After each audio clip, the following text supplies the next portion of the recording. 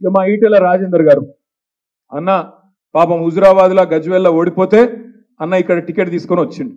రాజేందర్ అన్నకు మొన్న నాకు ఒక దగ్గర స్పీచ్ చూసిన మల్కాజ్గిరిలో, మేడ్చల్కో యాడుకో పోయిండు.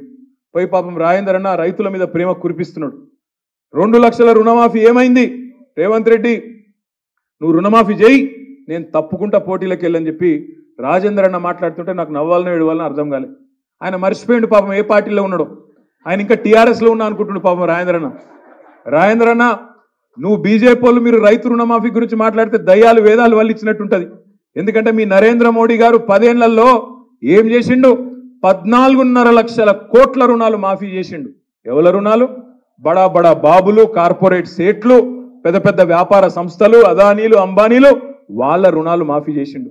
గసొంటి పార్టీలో కూర్చొని నువ్వు రుణమాఫీ గురించి, రైతు రుణమాఫీ గురించి మాట్లాడితే చాలా చండాలంగా, చాలా దరిద్రంగా ఉంటుంది రాజేందర్ అన్న. నేను ఒకటే అంటా ఉన్నా ఈటెల రాజేందర్ గారిని, నువ్వు దమ్ముంటే ధైర్యం ఉంటే 10 ఏళ్లలో నరేంద్ర మోడీ అనట ఆయన ప్రభుత్వం ఏమి చేసింది కంటోన్మెంట్ కు, ఏమి చేసింది మల్కాజ్గిరి పార్లమెంట్ కు చెప్పి ఓటు అడుగు అనే మాట బీజేపీ నాయకుడు నేను అడుగుతా ఉన్నా. మాట్లాడితే గట్టిగా అడిగినాం అనుకో, ఏం చేసిరా మీరు 10 ఏళ్ళు ఏం బీకిండ్రంటే జై శ్రీరామ్, ఇంకా తప్పేం లేదు. రామనామ చెప్పున పరాయమాలను అప్పున, రామనామ చెప్పున 11,560 కోట్ల ఎలక్ట్రల్ బాండ్స్ అప్పున 11,560 కోట్ల రూపాయలు ఇవాళ బీజేపీ అకౌంట్లో ఉన్నమాట వాస్తవం కాదా? ఎలక్ట్రల్ బాండ్స్ రూపంలో మీరు ఇవాళ ఏదైతే స్కామ్ అంటుండ్రో, లిక్కర్ స్కామ్, అందులో ఒక ఆయన దగ్గర 60 కోట్లు తీసుకొని ఆయనను బయటికి పంపింది వాస్తవం కాదా?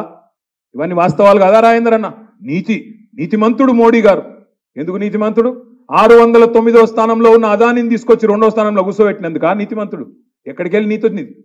అందుకే నేను అంటా ఉన్నా మిత్రులారా, ఆగం కాకండి. గోసముఖం పెట్టంగానే ఇప్పుడు అన్నాడు మా అన్న, గోసముఖం పెట్టంగానే ఆగమయ్యారు. రాజేంద్ర అన్న మంచి డైలాగులు కొడతాడు. హుజురాబాద్లో కూడా సాదుకుంటారా చంపుకుంటారా అని మాట్లాడిండు. అనగానే పాపం అయ్యో పాపం మా ఓడు కదా అని ఆయనతో ఓటేసిండు. ఏమైంది ఓటేసిన పాపానికి?